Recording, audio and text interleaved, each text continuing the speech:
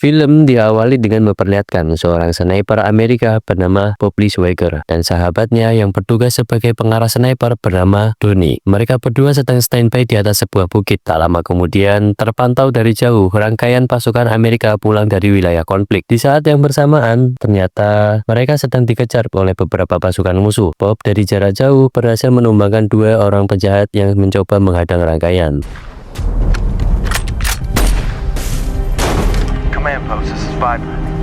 Begitu berhasil, mereka berdua sebenarnya sudah ingin meninggalkan lokasi. Namun, radio milik Donnie mendapat perintah untuk tetap melindungi pasukan yang sedang kabur. Sesuai perintah, Bob pun berhasil menahan para musuh. Bahkan, musuh-musuhnya ini terlihat kebingungan dari mana asal tembakan. Sayangnya, setelah beberapa kali tembakan, akhirnya posisi mereka mulai terendus. Mereka pun ditembaki dengan artileri. Donnie berusaha meminta bantuan lewat radio. Namun, permintaan mereka berdua malah tidak digubris. Tak lama kemudian, keadaan semakin memburuk dengan kedatangan helikopter musuh. Posisi mereka terbongkar dan alhasil Donnie terkena tembakan.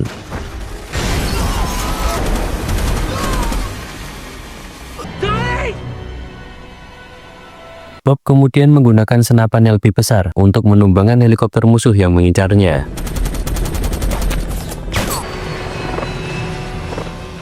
Film menunjukkan waktu 3 tahun kemudian, Bob ternyata berhasil meloloskan diri dari gempuran pasukan musuh di hari itu. Namun, nyawa sahabatnya tak tertolong. Merasa dikhianati, Bob memutuskan untuk pensiun dari militer dan menghabiskan waktu bersama anjingnya dengan tinggal di pegunungan. Di lain sisi, di kota Virginia, beberapa petinggi negara yang dipimpin oleh Kolonel Isaac sedang meneliti file terkait sepak terjang dari Bob selama di militer. Berdasarkan sejarah, Bob adalah mantan sniper terbaik di Amerika. Bahkan sebelum ia kabur dari wilayah musuh 3 tahun lalu, ia sempat melukai 70% dari pasukan musuh. Mereka pun memutuskan untuk mendatangi secara langsung. Namun, baru saja menginjakkan kaki di sana, Kolonel Isaac sudah diusir duluan oleh Bob. Kekecewaannya terhadap pemerintah tak bisa dilupakan begitu saja. Namun, Kolonel Isaac cukup piawai dalam merayu, hingga berhasil membujuk Bob untuk mendengarkan tawarannya. Di mana, berdasarkan hasil penyadapan, mereka mendapatkan info bahwa Presiden 2 minggu lagi akan dibunuh, dan kemungkinan besar akan dibunuh dengan cara disniper dari jarak lebih dari 2 km. Untuk itu, Bob diminta merencanakan pembunuhan Presiden Amerika di kota yang akan dikunjungi selama 2 pekan ke depan. Dengan begitu, para agen bisa mengantisipasi dari mana serangan musuh yang akan datang. Tapi sekali lagi, Bob menjelaskan kalau hubungannya dengan masa lalunya telah selesai. Ketika Kolonel Isaac akan pulang, tiba-tiba Bob terlihat tertarik dengan mobil yang ia pakai dan bilang kalau ingin memfoto mesinnya. Padahal sebenarnya ia sengaja buat foto plat mobil si kolonel.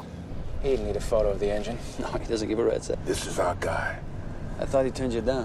Bob sendiri sebenarnya masih sangat cinta akan negaranya dan takut jika negaranya jadi kacau kalau pembunuhan itu benar terjadi. Maka dari itu, ia pun mencoba menembak sebuah target dari jarak 2 km untuk mencari tahu apakah benar hal itu bisa terjadi. Sekedar info, ketika kalian menembakkan peluru dari jarak lebih dari 1 km, ada banyak faktor yang bisa mengubah arah peluru, mulai dari angin, gravitasi, dan sebagainya. Hanya orang yang sangat khusus yang bisa melakukannya, dan Bob adalah salah satunya. Pada akhirnya, Bob menarik ucapannya. Ia bersedia membantu Kolonel Isaac untuk mencari cara pelaku dalam mengeksekusi presiden 2 minggu ke depan. Setelah mendatangi setiap titik di 3 kota yang berbeda dan menganalisis dengan teliti, Bob langsung melaporkan hasil perencanaannya ke sang kolonel. Dari 3 kota itu, kemungkinan besar si sniper akan membunuh presiden di kota Philadelphia dan dari atap sebuah gedung dengan jarak tembak sekitar 1,6 km. Laporan Bob sangat detail sehingga membuat Kolonel Isaac dan bawahannya terkagum-kagum. By the way, Kolonel Isaac bilang kalau rencana ini harus matang karena mereka berencana menangkap pelaku hidup-hidup untuk mencari tahu siapa dalang dari rencana ini. Di akhir pertemuan, ia meminta bantuan, di mana pas hari H, mungkin Bob bisa menemaninya untuk menangkap sang pelaku.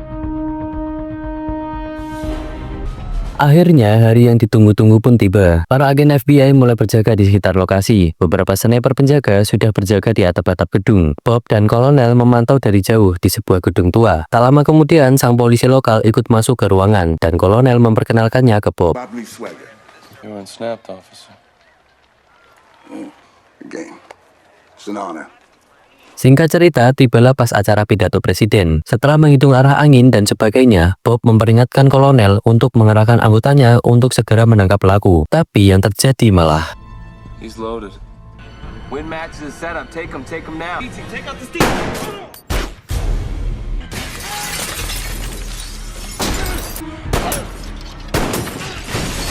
Bob terkena 2 tembakan dan jatuh dari ketinggian. Dengan keadaan kritis, ia berusaha kabur. Seluruh pasukan militer hingga anggota FBI dikerahkan untuk mencarinya. Di saat yang bersamaan, gedung tadi langsung dikosongkan dan di setup seakan-akan Bob lah yang mencoba membunuh presiden. Bahkan senjatanya yang ia simpan di rumah berhasil mereka bawa untuk dijadikan barang bukti di sana. Bob sendiri di tengah pelarian bertemu agen muda FBI bernama Nick. Karena terpaksa, ia pun membanting Nick dan mengambil kendaraannya yang ia parkir di pinggir jalan.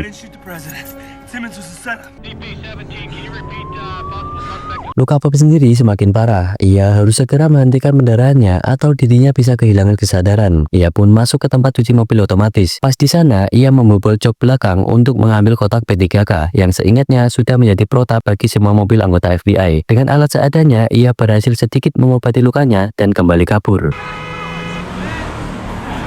Namun, dirinya benar-benar sudah dikepung, baik dari darat maupun udara.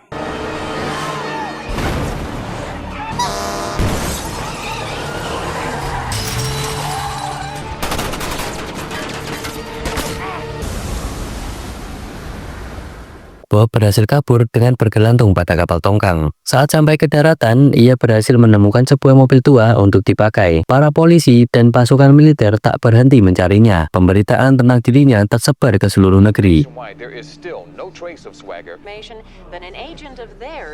Kita berpindah ke Nick yang dipanggil atasannya karena dianggap memalukan FBI. Nick juga sempat bertanya ke atasannya soal Bob. Soalnya dia bilang bukan dia yang menembak presiden dan polisi yang menembaknya bernama Timon tadi adalah sebuah jebakan. Tapi orang-orang di kantor tak ada yang mempercayainya. Kita kembali ke Bob yang berusaha mengobati lukanya yang semakin parah. Ia singgah di sebuah toko. Namun untuk menghindari dirinya dikenali, ia membuat listrik di toko itu konslet. Di sana ia membeli beberapa botol air, garam, jarum, dan gula. Kemampuan Bob dalam bertahan hidup bisa dibilang luar biasa. Dengan bahan-bahan sederhana ini, ia berhasil membuat alat infus untuk menutupi kekurangan darah pada tubuhnya akibat luka tembakan tadi. Ia juga berusaha mengganti penampilannya agar tak dikenali oleh polisi. Perjuangannya membuahkan hasil. Bob tiba di kota Kentucky tanpa kendala. Ia ke sana untuk menemui istri almarhum sahabatnya bernama Sarah.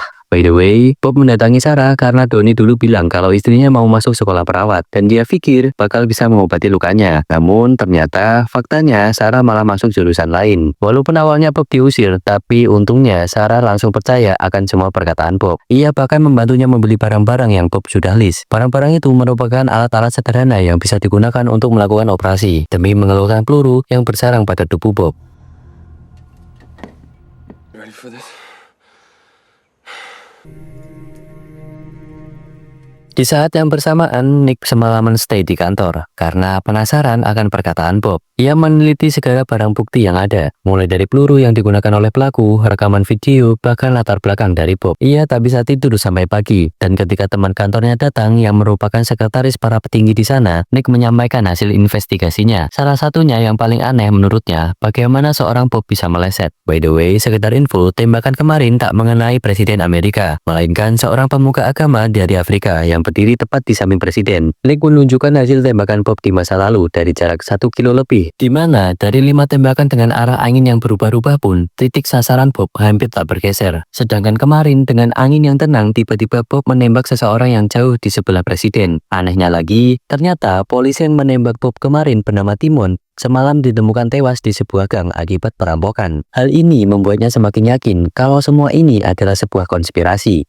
Ia pun melanjutkan penyelidikannya dengan mendatangi tempat yang ia duga sebagai lokasi asli dari sel sniper. Di sana ia menemukan 3 titik lubang seperti bekas sebuah tripod yang ketika ia konsultasi dengan teman ahli senjata, ia menemukan sebuah kecocokan dengan senjata yang dimaksud. Tapi tentu saja pergerakan ini mulai terendus oleh agen ataupun orang-orang yang tak dikenal karena ia sudah melangkah terlalu jauh.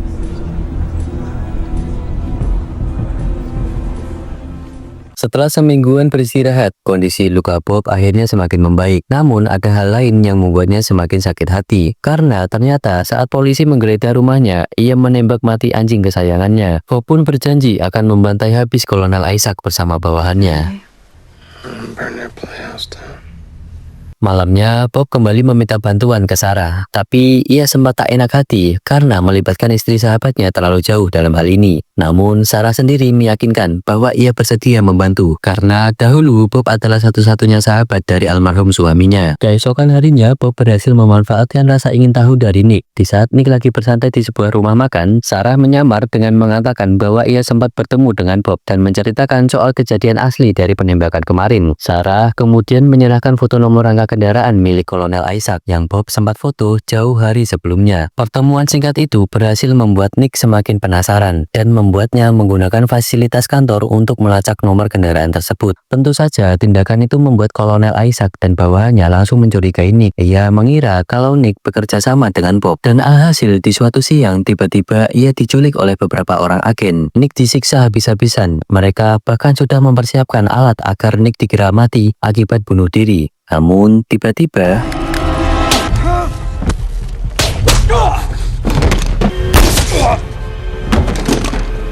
dan rencana Bob pun berjalan dengan lancar. Setelah menyelamatkan Nick, ia pun berencana membuang jasad musuhnya ke sungai. Namun, Nick terlihat masih tak berani untuk membantu Bob dalam mengungkap kebenaran. Ia menyarankan Bob untuk menyewa pengacara dan dirinya nanti bakal bantu dengan ngomong ke atasannya soal kejadian sebenarnya. Namun, Bob langsung memberitahunya bahwa orang-orang ini bukan orang sembarangan. Mereka kebal hukum. Sekalipun dihukum, mereka tak akan lama muncul kembali dengan identitas baru. Dari sana, akhirnya Nick pun tersadar dan setuju untuk bekerja sama dengan Bob. Di lain sisi, Kolonel Isaac diberitahu bahwa eksekusi Nick gagal total ketika agen yang dikirim dibunuh oleh seorang sniper, dan dari sana ia menyadari bahwa Bob belum mati. Tak lama kemudian, salah satu anggota kolonel lainnya memberitahu hasil penyelidikan bahwa ada satu orang yang kemungkinan membantu Bob dalam penyembuhan, yaitu istri mantan sahabatnya. Kolonel langsung menyuruh anggotanya untuk segera menangkap Sarah. Di lain sisi, Bob dan Nick berkendara jauh ke Tennessee untuk bertemu pakar senjata. Ia menanyakan beberapa teknis terkait kejadian penembakan kemarin. Hal ini sangat penting untuk membuktikan Bob tak bersalah di kemudian hari. Hal lain yang ia tanyakan, siapa kira-kira pelaku yang mampu menembak dari jarak 2 km. Si kakek tua ini bilang untuk saat ini cuma Bob Lee Swagger yang mempunyai kemampuan itu. Selebihnya sudah meninggal. Tapi ada satu orang penembak situ yang memiliki kemampuan yang sama. Namun dikatakan ia sudah tak menembak lagi karena cacat akibat tugas terakhirnya. Tiba-tiba Bob sadar bahwa ia pernah ketemu orang itu. Ia adalah salah satu anggota Kolonel Isaac. Died.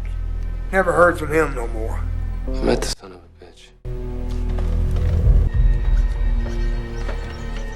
Tanpa membuang waktu, Nick menyuruh temannya untuk mencari tahu di mana si sniper itu tinggal dan siapakah identitas aslinya. Tak butuh waktu lama, saat malam teman Nick memberi kabar balasan. Tapi langkah Bob kali ini telah diperkirakan oleh Kolonel Isaac. Untuk melancarkan agennya, ia berencana membawa satu pasukan full ke lokasi. Dan agar tak dicurigai orang lain, ia meminta izin ke petinggi di sana. Tak lain sang senator wilayah Montana, yang ternyata ia juga terlibat dalam konspirasi ini. Do kill him. No loose ends this time. Bagaimana dengan nasib Sarah? Ya, seperti yang kita duga, ia ditangkap dan disiksa oleh anggota kolonel. Bob dan Nick sendiri gerak cepat. Mereka sudah menganalisa lokasi kediaman dari Zerbiak. Bob juga sadar kalau ini pasti akan menjadi jebakan sang kolonel. Maka dari itu, mereka melanjutkan rencana ke persiapan dengan membeli berbagai perlengkapan di toko bangunan. Yang dari alat-alat sederhana itu, mereka berhasil merakit berbagai jenis bom dengan kontrol jarak jauh. Nick juga dilatih menggunakan senjata laras panjang untuk mengantisipasi situasi besok. Didn't I say don't let anything distract you? Slow. Dan tibalah hari yang ditunggu. Mereka melakukan penyerangan. Nick bertugas untuk memantau pergerakan para penjaga di sekitar rumah dari jarak jauh dan menggunakan radio untuk memberitahu Bob informasi tersebut. Sedangkan Bob bertugas untuk mengeksekusi penjaga satu persatu. Sembari itu, sepanjang jalur yang ia lewati, tak lupa ia menaruh berbagai bom rakitan yang sudah dibuatnya.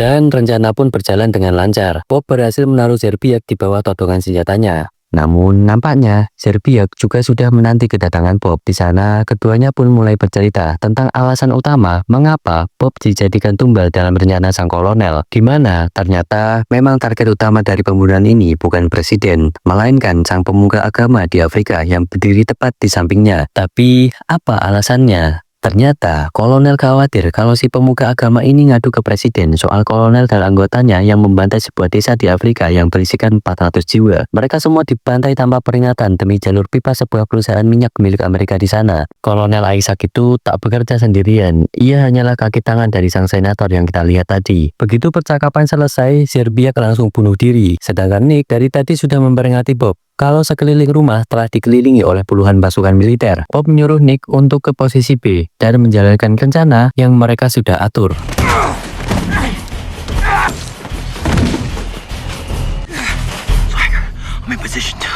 Berbagai jenis bom yang Bob taruh sudah diperhitungkan sedemikian rupa. Dia berhasil menumbangkan beberapa pasukan dan Nick melindunginya dari jauh menggunakan sniper.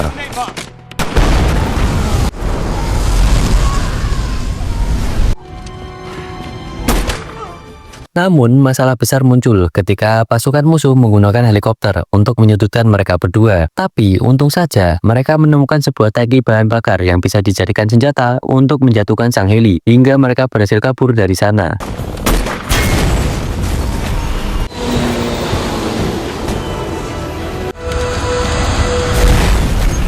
Hasil pertempuran kemarin membuat heboh kantor FBI karena di lokasi kejadian ditemukan puing-puing helikopter dan properti yang sudah hancur lebur. Namun tak ditemukan satu pun jasad orang di sana. Tak lama kemudian Nick menelpon atasannya dan mengatakan bahwa ia sudah menangkap Bob. Namun dirinya tak bisa menyerahkannya ke kantor ataupun ke siapapun karena sekarang tidak jelas siapa orang yang bisa dipercayai. Sedangkan Kolonel Isaac sendiri tak lama kemudian menelpon Bob. Ia sadar bahwa pasukannya telah dikalahkan dengan begitu mudahnya, membuatnya mengancam Bob menggunakan Sarah. Namun Bob juga tak tinggal diam. Ternyata pengakuan Zerbiak tadi sempat ia rekam dan dengan jelas di situ dikatakan siapa saja dalang di balik kejadian kemarin. Bahkan Bob sudah tahu titik lokasi di mana 400 jasad para korban perusahaan minyak itu dikubur. Alhasil, mereka pun sepakat untuk saling bertemu. Dengan syarat, Bob harus muncul secara terang-terangan dari kejauhan. Keesokan harinya, akhirnya mereka bertemu di sebuah pegunungan yang diselimuti oleh salju. Kolonel dan Sarah datang menggunakan heli, begitu pula dengan sang senator. Dan sesuai janjinya, Bob terlihat berjalan dari kejauhan menuju titik pertemuan. Tapi ternyata sang kolonel kembali berkhianat dengan memasang 3 orang sniper di lokasi. Tapi tenang saja, karena semua itu sudah diprediksi oleh Bob.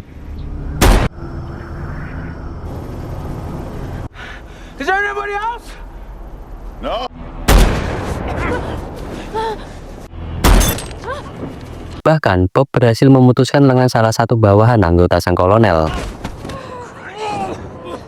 Begitu lokasi clear, barulah Bob keluar dari persembunyiannya. Nick sendiri tadi menjadi umpan. Untung saja tak terluka parah karena menggunakan rompi anti peluru. Sarah sendiri terlihat sangat tertekan akibat disiksa dan dilecehkan oleh bawahan kolonel selama ditahan. Maka dari itu ia mengambil pistol yang ada dan membunuh anggota kolonel dengan tangannya sendiri. It's okay.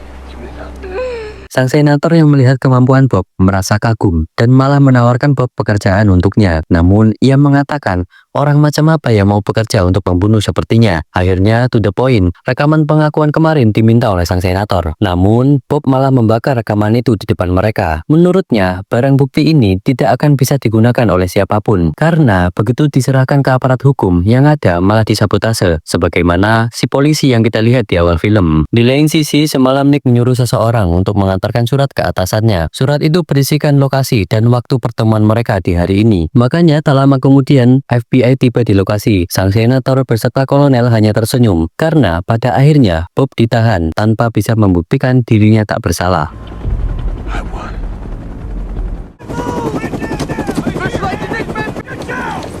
Singkat cerita, beberapa waktu kemudian Bob disidang di sebuah ruangan khusus yang dipimpin oleh Jaksa Agung. Di ruangan itu ada pimpinan FBI, sang kolonel, Nick, dan Sarah. Dari awal pertemuan terlihat jelas sang kolonel sangat tak senang akan sidang ini. Tapi sang Jaksa Agung bisa dibilang netral dalam kasus ini dan memerintahkannya untuk patuh akan persidangan. Tanpa basa-basi, Bob diminta sang jaksa mengutarakan statementnya. Dan di momen inilah Bob mengutarakan semua bukti secara detail. Mulai dari peluru yang ditemukan pada target yang ternyata memang milik Bob. Namun, peluru itu diambil secara diam-diam dari hasil latihan Bob waktu menembak kaleng 1 minggu sebelum kejadian yang sudah kalian tonton di awal film. By the way, tadi Jadi pas awal masuk ke ruangan, Nick sempat menjabat tangan Bob dan diam-diam menitipkan sebuah peluru. Fungsinya untuk menjadi pembuktian terkuat kenapa bukan Bob pelakunya. Karena saat ia memasukkan peluru itu ke senapan dan menarik pelatuknya, tak terjadi apa-apa. Karena seluruh senjata Bob yang ada di rumah setiap habis dipakai, ia atur secara khusus agar tak bisa ditembakkan. Dan tak ada orang yang tahu itu kecuali dirinya. Walaupun demikian, bukti-bukti itu tak bisa membuktikan siapa pelaku aslinya. Makanya si kolonel cuma tertawa. Nick sendiri memberikan bukti pembantaian yang si kolonel lakukan di APK. Namun, perlu diingat, si jaksa agung ini kewenangannya cuma untuk negara Amerika, bukan internasional.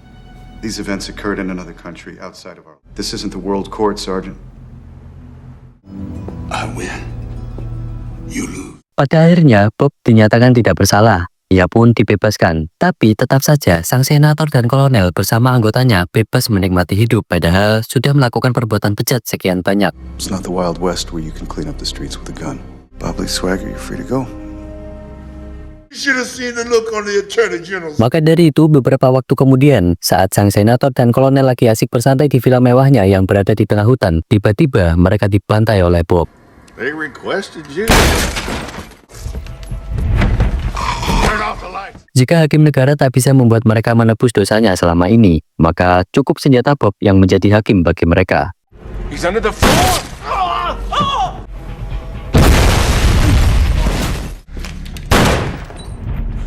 States Senator.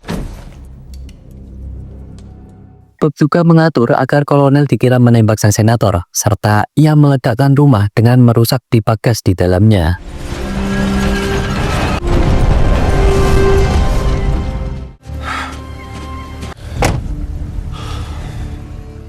Dan dengan begitu, film pun tamat.